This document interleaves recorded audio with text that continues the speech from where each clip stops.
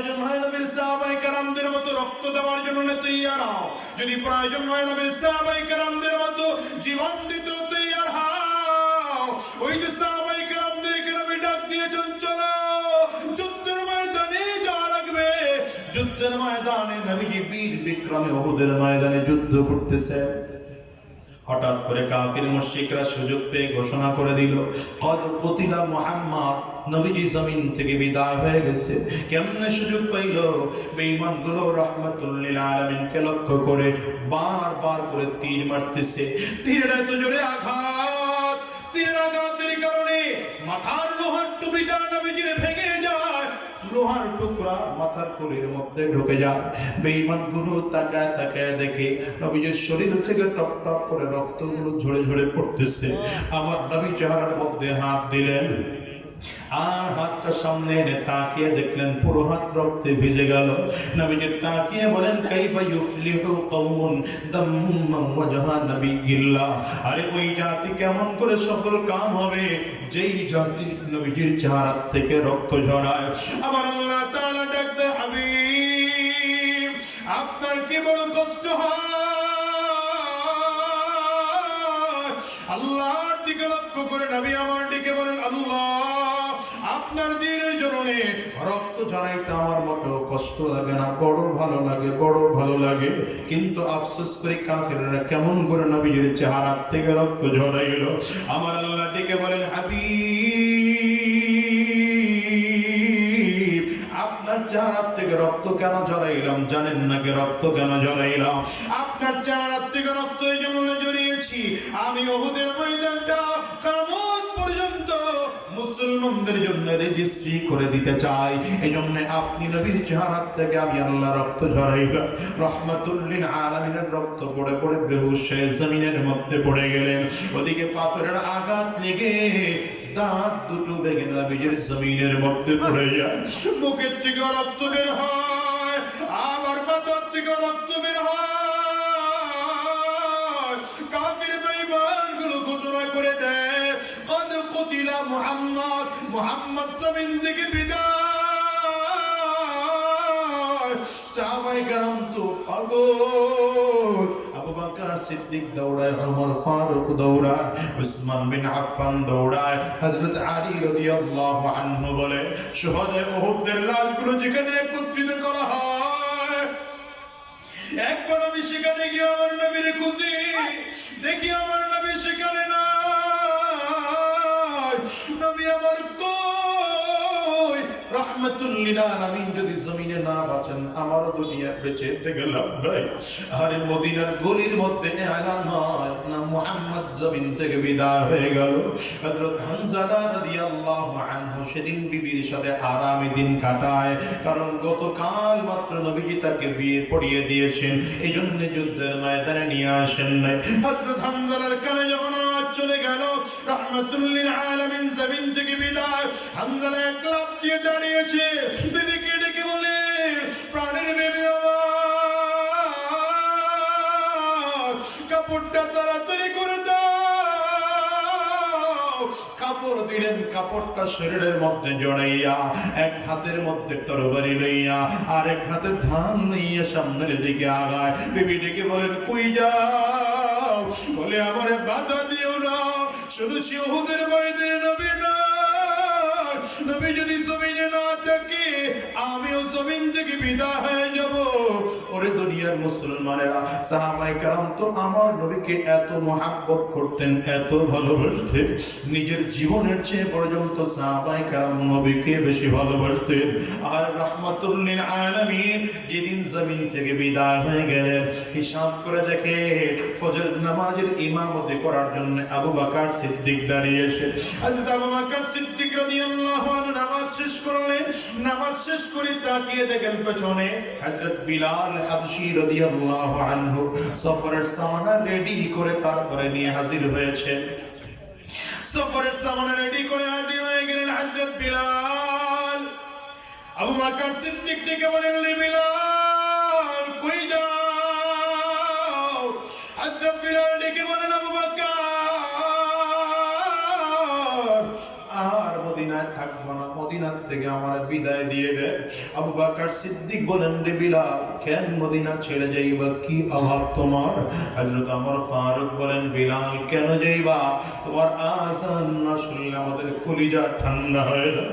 হযরত ওসমান ডেকে বলেন, রে বিলাল, তুমি কেন মদিনা ছেড়ে যাইবা? তুমি যদি বলো তাইলে আমরা আমাদের যত সম্পদ আছে, আমার সম্পদের অর্ধেক সম্পদ তোমার দিয়ে দেব। এই বিলাল, নবীও নাই, মাঝে মাঝে তোমার কণ্ঠে আযান শুনে কলিজাটা জুড়াই। এখন যদি তুমিও বিদায় হয়ে যাও, নবীর বিয়োগ বেদনা সহ্য করা যায়? ও বিলাল রে, আমরা সহ্য করতে পারবো না।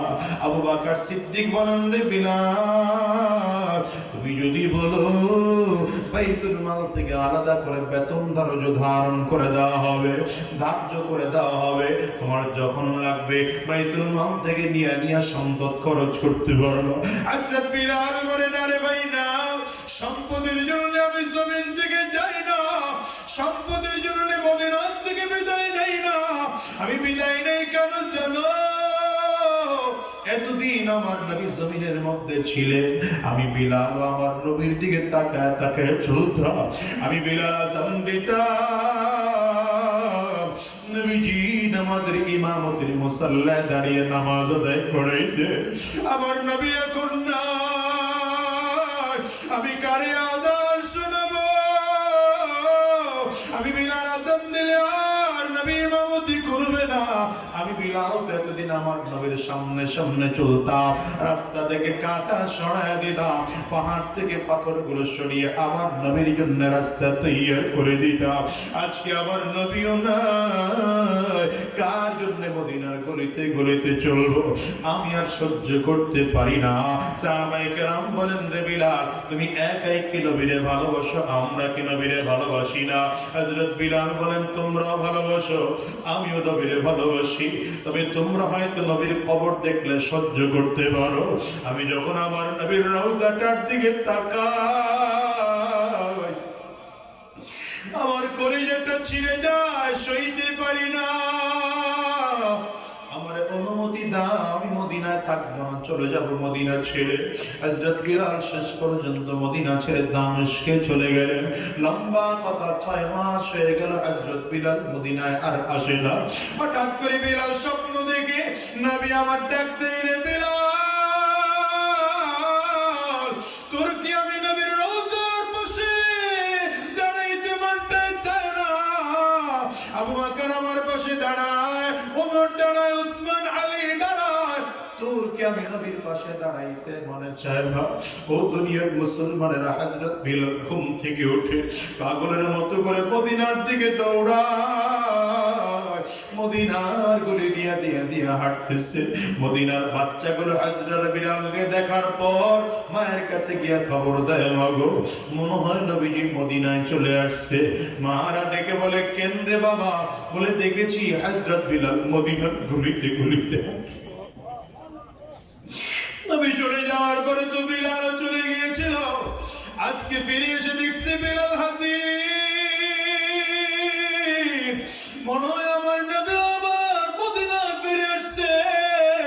সব মানুষগুলো খবর পেয়ে পেয়ে হযরত বিলালকে দেখার জন্য চলে আসছে। তাকিয়ে দেখে হযরত বিলাল নবীজির রওজার পাশে দাঁড়ায় দাঁড়ায় ডেকে বলে, নবী আমার, বিলাল রে আসতে বলছে, বিলাল আপনার কবরের পাশে আছি। সাহাবায়ে কেরাম ডেকে বলেন, বিলাল, কতদিন হলো তোমার কণ্ঠে একটু আযান শুনি না, একটু কি আযান শুনাইবা? হযরত বিলাল ডেকে বলে, আযান শোনানোর মতো শক্তি আমার নাই। আগে আযান দিতাম, নবীরে শুনাইতাম, আযান দিলে নবীজি এসে ইমামতি করবে। আজকে আযান দিলে তো নবী আমার ইমামতির মুসল্লায় দাঁড়াবেন না। আমি বিলাল আযান দিলে যদি নবীর ইমামতির মুসল্লায় না দাঁড়ায়, তাইলে আমি বিলাল এমন আযান দিয়া সহ্য করতে পারি না। হযরত বিলালের দিকে তাকিয়ে সাহাবায়ে কেরাম বারবার করে আবেদন করে। হযরত বিলাল বারবার অস্বীকার করে।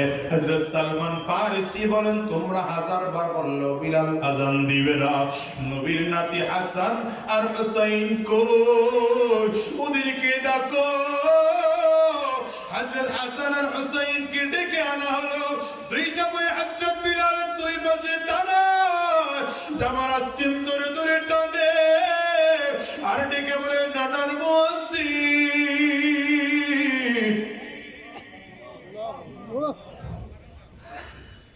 পৃথিবী হয়ে গেল তোমার কণ্ঠে আজান শুনি না, একটু আজান দিয়ে কি শুনাইবা? হযরত বিলাল তাকায় দেখে হযরত হাসান আর হুসাইনের চেহারার সাথে আমার নবীর চেহারার মিল পাওয়া যায়। দুই ভাইয়ের কণ্ঠের সাথে আমার নবীর কণ্ঠের মিল খুঁজে পাওয়া যায়।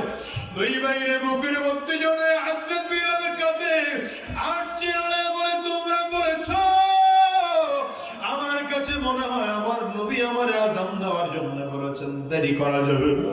হযরত বিলাল মিনারায় দাঁড়িয়েছেন আযান দেওয়ার জন্য। আল্লাহু আকবার, আল্লাহু আকবার, আশহাদু আল্লা ইলাহা ইল্লাল্লাহ, আশহাদু আন্না মুহাম্মাদুর রাসূলুল্লাহ। যখন নবীজির কণ্ঠে আযান দেয়, মদিনার বাচ্চাগুলো দৌড়ায় আর ডেকে বলে, মা তাড়াতাড়ি করে কাপড়টা পরে দাও, জামাটা পরা দাও, টুপিটা তাড়াতাড়ি করে পরে দাও। ওই যে বিলাল আযান দেয়, মনে হয় নবীজি ইমামতি করবেন।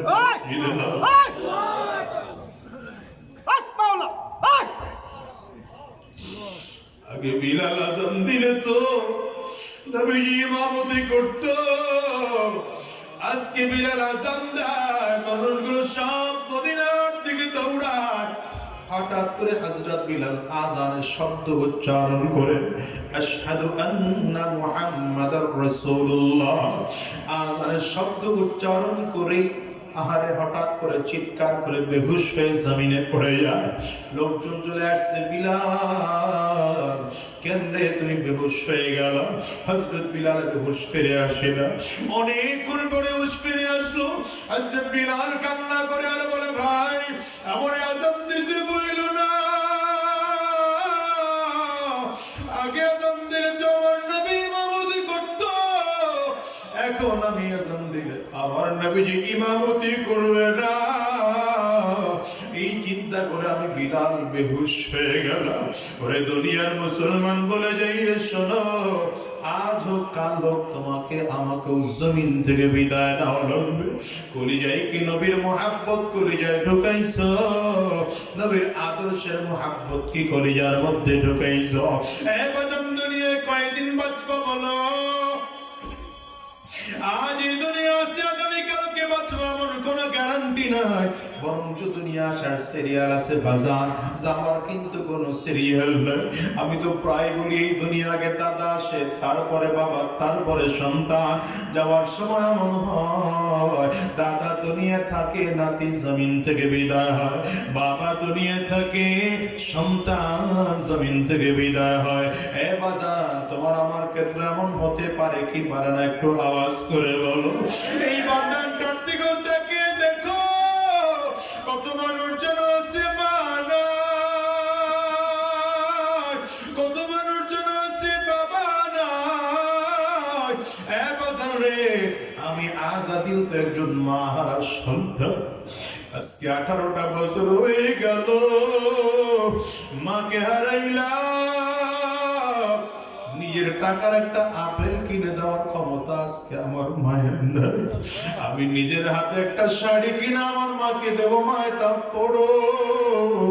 বাজান রে, এই মজলিসের মধ্যে আমার মতো কে কে মা হারা আছেন? একটু হাতটা উঁচা করে দেয়।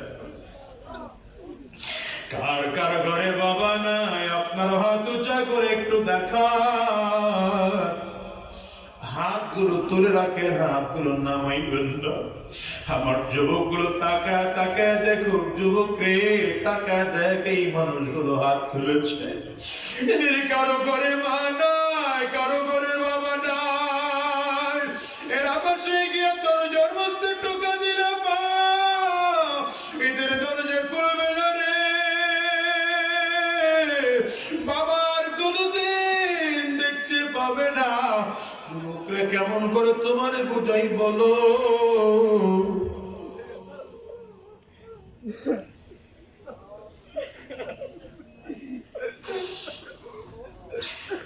মানুষ যেন মা নাই বাবা নাই। আর এমন একটা দিন আসবে যেদিন তোমাকে আমাকেও জমিন থেকে বিদায় হওয়া লাগবে। সাবধান করে অনুরোধ করে যাই রে বাজান, এই মাহফিল থেকে ওয়াদা করে বিদায় হও। হারাম রাস্তায় আর কদম বাড়াবো না, শয়তানি রাস্তায় আর কদম বাড়াবো না। সব মানুষ জমিন ছেড়ে চলে গেল, তোমাকে আমাকেও জমিন ছেড়ে বিদায় হওয়া লাগবে। ওই কবর কিন্তু বড় ভয়ঙ্কর। কবর বারবার করে ডাক দেয়, আনা বাইতুল যুলমা, আনা বাইতুল ওয়াহদা, আনা বাইতুত তুরাব। আমি বড় একাকীর ঘর, আমি বড় অন্ধকার ঘর। কবর বলে আমার কাছে সাথী নাই, বাতি নাই, কোনো কিছুই নাই। আমি শুধু চিনি আমল। যদি ভালো আমল করে আসতে পারো, আমি কবর ভালো আচরণ করব। আর যদি ভালো আমল করে আসতে না পারো, কপাল পোড়ার দল। আমার ডানেও মাটি, বামেও মাটি, সামনেও মাটি, পেছনেও মাটি। আমি কবর দুই দিকের মাটিগুলো একত্রিত হইয়া এত জোরে চাপ মারবো, এক পাথরের হাড় কিন্তু আরেক পাথরে নিয়ে পৌঁছাইয়া দেব। বাজানদের অনুরোধ করে গেলাম, আজকের এই ময়দানটা গভীর রাতে মালিকের কাছে ওয়াদা করো, আর হারাম রাস্তায় কদম বাড়াবো না, আর শয়তানি রাস্তায় চলবো না, আর গুনাহের রাস্তায় চলবো না, সুদের কারবার করব না, আর ঘুষের কারবার করব না। আল্লাহ,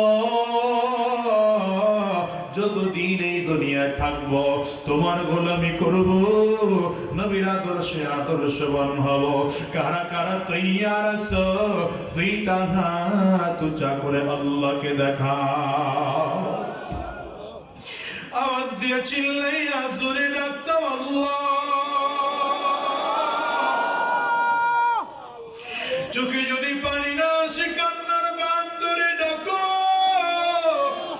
আর চিৎকার করে আমার মালিক রে ডাকতাম আল্লাহ। জোরে ডাকো, জোরে ডাকো, জোরে ডাকো, চোখের পানি পালা মালিক রে ডাকো। ডানে আর বামে তাকায় দেখো কার চোখে পানি, ওই মানুষটার দিকে তাকাইয়া নিজের নিজের ধিক্কার মারো, আর চোখের পানি ফেলে কান্না করো। আমার মালিকের ডাকো ঢাকো আল্লাহ, জোরে ডাকো আল্লাহ।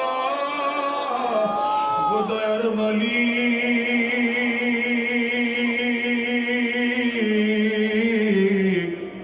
যতজন গোলাম আমরা দুইটা হাত উঁচু করলাম, ওয়াদা করলাম আর হারাম রাস্তায় চলবো না, শয়তানি রাস্তায় চলবো না, গুনাহের রাস্তায় কদম বাড়াবো না।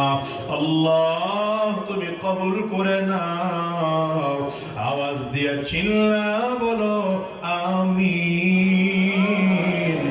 আর জোরে চিৎকার করে জবান খুলে বলো আল্লাহুম্মা আমিন। হাতগুলো নাও। আমার বাজার রাত অনেক গভীর হয়ে গেছে, আপনাদেরও কষ্ট হচ্ছে। আমি যে কথা বোঝাতে চেয়েছিলাম, দুনিয়ায় যতদিন থাকবো নবীর আদর্শে আদর্শবান হব, দিনদার হয়ে জমিন থেকে বিদায় নেব, নবীর আদর্শ জমিনে বাস্তবায়নের চেষ্টা করব। রাজি আছেন ইনশাআল্লাহ? আল্লাহ তৌফিক দান করুন।